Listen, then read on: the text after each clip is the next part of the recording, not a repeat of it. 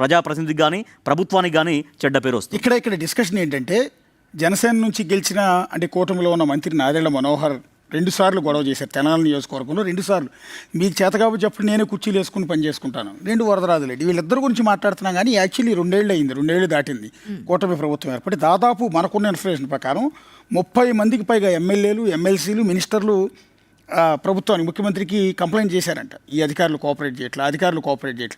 మనం ఇంప్లిమెంట్ చేస్తున్న guarantee schemes ఏవైతున్నా ఆ స్కీముల అమల్లో కూడా లంచాలు తీసుకుంటున్నారు, దీన్ని మనం కంట్రోల్ చేయలేదు, మా మాట వినట్లేదు మహాప్రభు అని వాళ్ళందరూ కూడా సెక్రటేరియట్కి వచ్చి కంప్లైంట్ చేశారంట. అందులో మనం వీళ్ళిద్దరి గురించే కాదు, హోంమంత్రి అనిత, గొట్టిపాటి రవికుమార్ ఇంకో మంత్రి, అలాగే ఇంకా క్షేత్రస్థాయిలో సిబ్బంది ఇంకా చాలామంది కోఆపరేట్ చేయట్లేదు. మరి కొంతమంది ఎమ్మెల్యేలు చాలామంది, వీరితో పాటు జ్యోతుల్ నెహ్రూ జగ్గపేట ఎమ్మెల్యే, ఆనందరావు అమలాపురం ఎమ్మెల్యేనా, సో ఆయన, అండ్ గురజాల, తాడిపత్రి, అనంతపురం జిల్లాలకు సంబంధించిన నేతలు, ఎమ్మెల్యేలు వీళ్ళందరూ కూడా అధికారుల మీద కంప్లైంట్, సిబ్బంది మీద కంప్లైంట్, ప్రభుత్వ ఉద్యోగుల మీద కంప్లైంట్ చేయడానికి వీళ్ళందరూ కూడా వచ్చారు. అందరూ చెప్పిన బాటం లైన్ ఏంటంటే ప్రతి ఒక్కదానికి లంచాల కోసం పీడిస్తున్నారు, మేము చెప్పినా పట్టించుకోవట్లేదు, పలానా వాళ్ళకి పెన్షన్ రాలేదని మేము చెప్పినా కూడా అధికారులు మా మాటను కూడా పరిగణలోకి తీసుకోవట్లేదని కంప్లైంట్ ఇచ్చారంట. సో ఈ క్రమంలోనే చంద్రబాబు నాయుడు నిర్వహించిన సమీక్షలో ఇన్ఛార్జ్ మంత్రులందరితో సమీక్ష చేస్తే 15కు పైగా నియోజకవర్గాల ఎమ్మెల్యేలు తమ ప్రాంతాల్లో రెవెన్యూ, పోలీస్ అండ్ మైనింగ్, ఇసుక శాఖకు సంబంధించిన అధికారులు మా కోఆపరేట్ చేయట్లేదని వాళ్ళ మీద సీఎంకి నేరుగా కంప్లైంట్ ఇచ్చారంట. సో అట్లాగే ప్రజాప్రతినిధులే కాకుండా ప్రజా సమస్యల పరిష్కారం కోసం సచివాలయంలో, కలెక్టరేట్లో నిర్వహిస్తున్న ప్రజా సమస్యల పరిష్కారాల వేదికల్లో అధికారులు పనిచేయట్లేదు బాబు అని చెప్పి ప్రజలు కూడా నేరుగా వచ్చి కంప్లైంట్ ఇచ్చారంట. ఎందుకు ఈ పరిస్థితి వచ్చింది? ఎందుకు గవర్నమెంట్ సిబ్బంది ఇంతలా కంప్లైంట్స్ ఇచ్చినా కూడా, ఈవెన్ ఇందాక చెప్తోంది చంద్రబాబు నాయుడు ఆన్ ఫీల్డ్లోకి వెళ్ళినప్పుడు చాలామంది అధికారులు చెడమడ తిట్టేస్తున్నారు, అక్కడక్కడ మందలిస్తున్నారు. మొన్న కూడా అంటున్నారు, నువ్వు ఆగమ్మా, నాకేం తెలియదు అనుకుంటున్నావు నువ్వు అని చాలా గట్టిగా మాట్లాడిన సందర్భం కూడా కనిపిస్తుంది. ఎందుకు ఈ రకమైన పరిస్థితి? సో అదే అంటే మీరు అన్నట్టుగా చాలా వరకు అధికారులు లంచగొండులుగా మారుతున్నారు. ఎందుకంటే మనకు రోజు మనం చూస్తున్నాం, తెలంగాణలో కావచ్చు, ఆంధ్రప్రదేశ్లో కావచ్చు, వాళ్ళు డబ్బులు తీసుకుంటూ రెడ్ హ్యాండెడ్గా దొరుకుతున్నటువంటి వాళ్ళ ఫోటోలు, వాళ్ళ వీడియోలు విపరీతంగా మనం చూస్తున్నాం. అంటే ప్రభుత్వం నుంచి వచ్చేటువంటి జీతం సరిపోక అంటే అత్యాశతో ప్రజల్ని పీడిస్తున్నటువంటి అధికారులు ఉన్నంతకాలం నిజంగా ఇటువంటి సమస్యలు ఎదురవుతూనే ఉంటాయి. అంటే అధికారి చెప్పినంత మాత్రాన నేను పనిచేస్తే నాకు అదనంగా వచ్చేటువంటి లంచం ఎక్కడ పోతుందో అని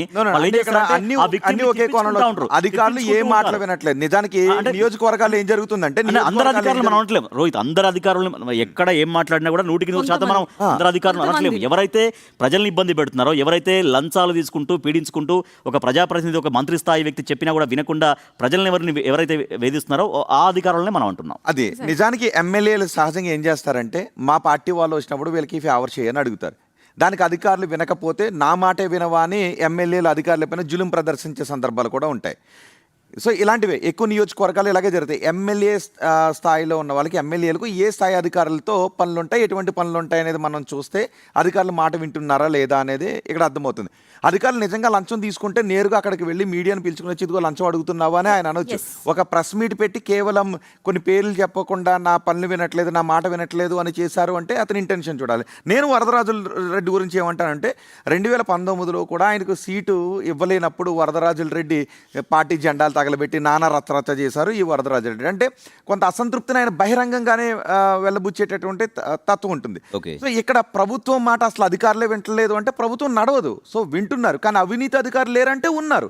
అవినీతి అధికారులను సెట్ చేసుకుంటూ ఉంటారు. తెలంగాణలో కూడా ఎన్ని ఏసీబీ రైడ్స్ జరుగుతున్నాయి, వివిధ రాష్ట్రాల్లో ఎన్ని ఏసీబీ రైడ్స్ జరుగుతున్నాయి. అవినీతి అధికారులు ఎక్కడైనా ఉంటారు, కానీ ప్రభుత్వం మాట వినకపోవడం వేరు, అవినీతి అధికారులు వేరు. అవినీతి అధికారులను పట్టుకోవాల్సిన ఇక్కడ కూడా దానికి ఎక్స్టెన్షన్ లేని పాయింట్ చెప్తారు. తెలంగాణలో రోజుకు ఒక 2 నుంచి 3 ఏసీబీ రైడ్లో పట్టుబడుతున్నారు. రియల్గా రేవంత్ రెడ్డి సీఎం అయిన తర్వాత దాదాపు ఇప్పుడు కొన్ని 100 మంది మీద ఏసీబీ రైడ్ జరిగాయి. ఎవరిని కొట్టినా 100 కోట్లు, 200 కోట్లు, 300 కోట్లు. కానీ ఏపీలో ఏసీబీ రైడ్లు ఎందుకు జరగట్లేదు? ఎందుకు అక్కడ అవినీతి పాల్పడట్లేదా? ఎందుకంటే ఫ్లెక్సిబిలిటీ వచ్చింది, అధికారుల్లో ఫ్లెక్సిబిలిటీ వచ్చింది, ప్రభుత్వ సిబ్బందిలో ఒక ఫ్లెక్సిబిలిటీ. మాతో పెట్టుకుంటే గవర్నమెంట్లో మార్చేస్తామని బెదిరిస్తున్నారు. Yes. మాతో పెట్టుకుంటే గవర్నమెంట్లు మార్చేస్తాం. అంటే మేము వాళ్ళు- 2014 2019లో పనిచేసిన చాతో గట్టిగా పనిచేస్తే చంద్రబాబుని మార్చేసాం, 2019 2024లో జగన్మోహన్ రెడ్డిని మేమే మార్చేసాం అని ధైర్యంగా చెప్తున్నారు అసోసియేషన్ లీడర్లు. Yeah, correct. అందువల్ల ఏమైందంటే ఈసారి చంద్రబాబు నాయుడు పూర్తి స్థాయి పొలిటికల్ లీడరే. కాకపోతే అలా అయితే ప్రజలు నష్టపోతున్నారు కదా. ఒక ఎగ్జాంపుల్ చెప్తాను. But నేనేమంటాను ప్రభుత్వం ఏర్పడి కూడా 2 years అయింది. ఒక పాయింట్ చెప్తాను. చిన్న ఎగ్జాంపుల్ ఏంటంటే నేను 2014 2019లో నేను విజయవాడ రిపోర్టర్గా ఉన్నప్పుడు ఆంధ్రప్రదేశ్ తాత్కాలిక సచివాలయం ఇప్పుడు నడుస్తున్నది ఈ సెక్రటేరియట్లో నేను రిపోర్టర్గా పొద్దు నుంచి రాత్రి వరకు అక్కడే ఉండేవాడిని. చంద్రబాబు నాయుడు సీఎం. ఫస్ట్ బ్లాక్లో చంద్రబాబు నాయుడు ఉండేవారు, ఈ లాస్ట్ బ్లాక్లో లోకేష్ ఉండేవారు. అప్పుడు ఐటీ శాఖ మంత్రి, అప్పుడు కూడా 2014-19 మధ్యలో ఫస్ట్ టైం మినిస్టర్. వీళ్ళిద్దరూ రాత్రి 12 అయినా 1 గంట అయినా కొన్నిసార్లు 2 కూడా అక్కడ నుంచి వెళ్ళేవాడు కదా సెక్రటేరియట్లోంచి. వీళ్ళు ఉన్నారు కాబట్టి ఐఏఎస్లు అక్కడ ఉన్న ఐపీఎస్లు, ఆ సెక్రటరీ సిబ్బంది అంతా ఈ 2 బ్లాకుల్లో, మిగిలిన బ్లాకుల్లో సిబ్బంది అంతా వెళ్ళిపోయేవాళ్ళు. ఇటు లోకేష్ ఉన్న బ్లాకులోను ఆ మూల మీద తండ్రి, ఈ మూల మీద కొడుకు, వీళ్ళిద్దరున్న బ్లాకులో మొత్తం ఎంటైర్ స్టాఫ్ అంతా ఉండాల్సిందే. వాళ్ళందరితో పాటు జర్నలిస్టులుగా మేము ఉండాల్సిందే. ఎందుకంటే ఏ బ్రేకింగ్ మిస్ అవుతామో తెలియక అన్ని ఛానళ్ళు పేపర్ రిపోర్టర్లు అంతా ఆవలిస్తూ ఆ ఫస్ట్ బ్లాక్ దగ్గర లోకేష్ బ్లాక్ దగ్గర అటు ఇటు తిరుగుతూ ఛాయలు తాగుతూ కూర్చుని తిట్టుకునేవాళ్ళం మేము. వీళ్ళిద్దరికి పని పాట ఏమి ఉండదా, పర్సనల్ ఫ్యామిలీ ఉండదా, వీళ్ళకి ఫ్యామిలీ లైఫ్ వద్దా, పని రాక్షసత్వం అని ఆ రోజుల్లో తిట్టుకునేవాళ్ళం. ఆ టైంలో మాలాగానే సెక్రటరీ ఉద్యోగులు కూడా తిట్టేవాళ్ళు, వీళ్ళు మమ్మల్ని సావుగొట్టి వదిలిపెడుతున్నారు పొద్దు నుంచి సాయంత్రం దాకా అని. సో అప్పుడు ఆ తర్వాత ఏమైంది, 2019లో అదే సెక్రటేరియట్ ఉద్యోగులు చంద్రబాబు సర్కార్ని కోల్చడంలో కీ రోల్, అదే ప్రభుత్వ ఉద్యోగులు ఎందుకు ఎక్కువ పని చేయించినందుకు. సో అందుకనే ఈనాడు చంద్రబాబు నాయుడు మారిపోయి వాళ్ళని వదిలేస్తున్నారని. అంటే ఇక్కడ ఒక జగన్ point సీఎం అయిన అంటే తర్వాత ఏమైంది తెలుసా, అదే ఇక్కడ జగన్ సీఎం అయిన ఒక తర్వాత point. సెక్రటేరియట్లో పనిచేసినప్పుడు ఏమైందో తెలుసా, సాయంత్రం 5 గంటలకి సెక్రటేరియట్లో ఉన్న మినిస్టర్లు ఐఏఎస్లు మొత్తం వెళ్ళిపోయేవాళ్ళు. సెక్రటేరియట్ ఖాళీ, మీడియా వాళ్ళు కూడా వెళ్ళిపోయేవాళ్ళు. అది గవర్నమెంట్ కూడా చెప్పింది, జగన్ గవర్నమెంట్ మిమ్మల్ని ఇబ్బంది పెట్టను, మీరు చంద్రబాబు లాగా అర్ధరాత్రి 12 అధికారంలోకి 2 దాకా ఉండక్కర్లేదు, statement అది. 5ంటికి వెళ్ళిపోతాను. పైగా సీఎం జగన్ అసలు సెక్రటేరియట్కి ఎప్పుడు రాలా, అప్పుడప్పుడు ఏదో క్యాబినెట్ మీటింగ్లో వచ్చి వెళ్ళిపోయేవాళ్ళు తప్ప సీఎంఏ లేకపోయేటప్పటికి ఐఏఎస్లకి పెద్దగా ఇంట్రెస్ట్ ఉండేది కాదు, మంత్రులు వచ్చేవాళ్ళు కాదు, మీడియా వాళ్ళకు కూడా పెద్దగా పని ఉండేది మీరు కాదు. చెప్పినట్టుగా ప్రభుత్వాలను ఉద్యోగులు అధికారులు భయపెట్టడం కాదు, ప్రజల్ని నమ్ముకున్న ప్రభుత్వాలు ఖచ్చితంగా వస్తాయి మళ్ళీ. అంటే కేవలం ఆ ఉద్యోగులు అధికారులే ప్రభుత్వాలని ప్రభావితం చేస్తారంటే సరే కొంతవరకు వాళ్ళ రోల్ ఉండొచ్చు, కానీ నిజంగా సిన్సియర్గా ప్రతి ప్రభుత్వ పథకం క్షేత్రస్థాయికి వెళ్ళి ఆ ఫలితాలు ప్రజలకు చేరుకుంటే